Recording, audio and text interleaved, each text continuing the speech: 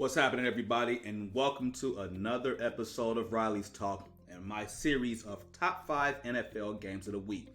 And this is episode 3. So as usual, these games all have something to do with the upcoming NFL playoffs. If there's not a playoff scenario going on, I kind of just skipped over the game. So let's get into the slides, but you know what to do. Subscribe, like, and share the video, please. So, the matchup. Now, my first 2 games that we did, those were good matchups, but this here is a matchup. This here is a good matchup. The Steelers at 11-3 versus the Colts at 10-4.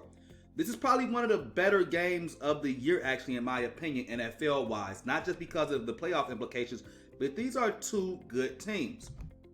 Now, things to know. Coming into this game, both teams are going in the opposite direction. The Colts are on a 3-game winning streak, whereas the Steelers are on a 3-game losing streak, especially after starting the season 11-0. Phillip Rivers, even this late in his career, is damn efficient as always. Last 3 games that you can see down here, 757 yards, 6 TDs, and 0 INTs or interceptions. Big Ben Roethlisberger, last 3 he's been kind of reeling a little bit. He's doing all right, but this here right here is not good. 4 interceptions, 5 TDs. The yards are okay, but this is not good. It's almost a 1-to-1 ratio. That's never good when you throw a touchdown and an interception for pretty much a 1-to-1 ratio. You kind of pretty much just wipe the touchdown off the board. Let's get into the team offenses and defenses. As you can see, the Steelers' offense is really not good. But I'm going to tell you why later on in the video, why these numbers are misleading. But the Steelers, as of right this moment, are 25th in total offense, 17th in passing offense, and second to last in rushing offense. So they have a lot of work to do on the offensive side of the ball. Team defense. This is the Pittsburgh Steelers bread and butter. The number 2 total defense in the entire league, and they're number 8 against the run. And keep in mind, they play in the same division with Baltimore, so you have to think about that for a second for them to be that high on defense. Number 2, pass defense. They do not give up a lot of yards, and they do not give up a lot of touchdowns. Colts team offense. Typical Phillip Rivers from his days in San Diego, or the LA, I guess nowadays. 12th in total offense, 15th in rushing offense. They're pretty balanced, and then they have the 9th passing offense. Again, this is a pretty good balanced team. Phillip Rivers, T.Y. Hilton, just like last year, they used their tight ends very well. So, Colts team defense. This is what everybody really thought the Colts coming into this season was going to be good at, especially at the beginning of the season. They're still good, but they're really more balanced than people realize. So they're 7th in total defense, 5th in rushing defense. I have seen Colts games where they have stifled of their opponents. I mean, even if you get up, 60, 70 yards, it's coming at a cost to that running back. But this here is their Achilles heel. 17th in passing defense, and we're going to get there in a second. Prepare for a dogfight or a dud in this game. And there's a reason why I say that. Both teams have something to gain, but only the Colts have something to lose by losing this game. Reason being because the Steelers have already clinched the playoff spot. The Colts have not. Now, the AFC South is still up for grabs for them, but also so is not making the playoffs. In my opinion, this little 3-game losing streak that the Steelers are on is a blessing in disguise. Sometimes you need to lose a game or 2 in order to win, because if you don't lose, you don't try to get better. So I actually believe that it's a blessing in disguise. Reason why I say prepare for a dogfight or a dub. This game comes down to a matchup nightmare problem. And all of these stats here, this is your football game here. This is your football game. So let's start with the Steelers. They are 7th in passing touchdowns. Remember I said earlier when we was going over team offense that those numbers are slightly misleading. The Steelers may not score a lot, but when they do, that's how they score. Now keep in mind they're the number 2 defense in the league, so that means a lot of short fields. So they will definitely get it through the air. Claypool. The Steelers have a triple-headed threat at receivers. Claypool, Smith, and Johnson. Claypool, 8 TDs, 8 reception TDs, 12th in the league. Deontay Johnson, just a complete all-around stud. He can go over the middle. He can run deep, what have you. And we all know, I didn't put him down here, but we all know about Juju Schuster-Smith. Steelers, 13th in points per game. Not the best in the league, but well above average. 26 points in the NFL is more than enough to win a football game. Back to the Steelers again. They twice contained the number one rushing offense in the league. That lets you know how good that this team on defense really is. And that's the Baltimore Ravens. I mean, if you watch any of those games, Lamar Jackson could not do anything, and they stifled Mark Ingram. So this defense is truly real, and even more so real. Number one in sacks with 47. They're definitely going to pressure you.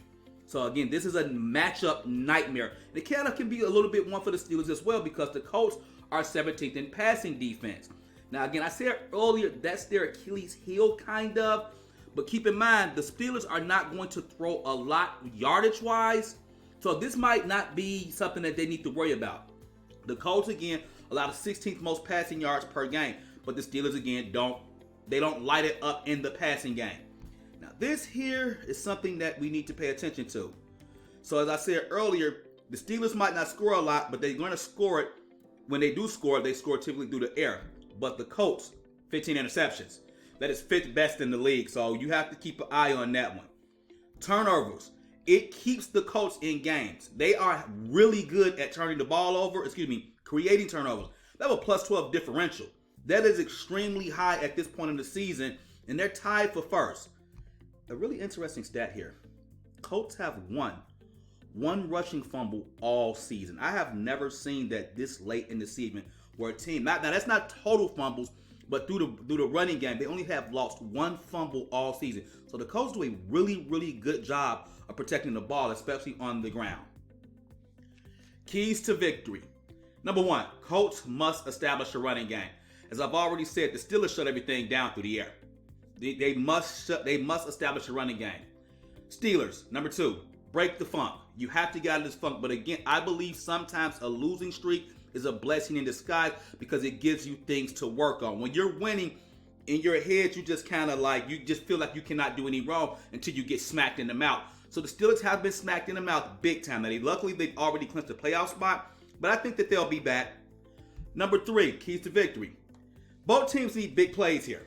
This cannot come down to a straight out dog fight. And I'll say it's a dog fight or a dub. Both teams are going to need big plays because if it's a dog fight, that favors the Colts. If it's a dud, that more also favors the Steelers.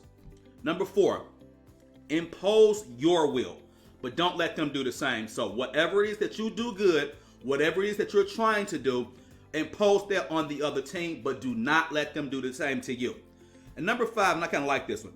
At this point in their career, both Big Ben and Phillip Rivers, two surefire first-round Hall of Fame players, they are still dangerous, but they need protection at this stage of their career. Big Ben, he cannot keep taking those sacks. I mean, that's one of the reasons why they've won 3 the last couple of games. He's getting rid of the ball too fast. And Rivers, at his age, he's almost 40 as well. He might even be 40. They cannot just keep taking those hits. So both QBs are still dangerous, but they need more protection nowadays. All right, the teams that are interested in the outcome of this game. That would be the Browns and the Titans. The Cleveland Browns. If the Steelers continue to reel, Cleveland can snatch the AFC North still. Titans. The AFC South is up for grabs or the wild card. And the reason why I threw the Titans up in there, because if the Colts are only in wild card position right now. So basically, it's a seeding scenario between the Titans and the Colts. And the Titans quite possibly still can win their division as well. Gambling. Real key here. Now, I actually did these slides right here a few days ago, like Wednesday or Thursday. At the time, believe it or not, the Colts were the favorite. So that tells me a lot of money start pouring in on. I actually took the Colts on the spread that particular game. I took the Steelers on the spread that particular game. They had the Colts initially as a favorite. As of this morning, the game day morning, the Colts are now the underdog at plus 1.5. So basically, the Colts are expected to lose this game. The Steelers are expected to win this game by at least 2. That tells me that a lot of money started coming in on the Steelers over the past couple of days. The money line here, as usual. The Colts are the underdog here. So if you want the Colts to win, you put up $100. You win your $100 back plus $106 extra.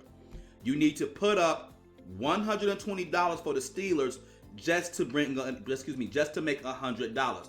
Now, I know people don't like losing money or betting that way on the money line, but this is telling me that the powers that be, the people that run these numbers, they are expecting a very, very close and tight play football game here today.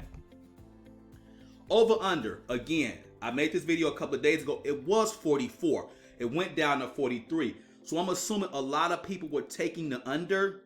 And so, the powers that be, they said, let's lower that a little bit. So always keep in mind, for those that are now new to gambling, remember, whatever the odds may be today might be different tomorrow. But your odds, whatever you pay at that time, that's what you have, not what it is on game day.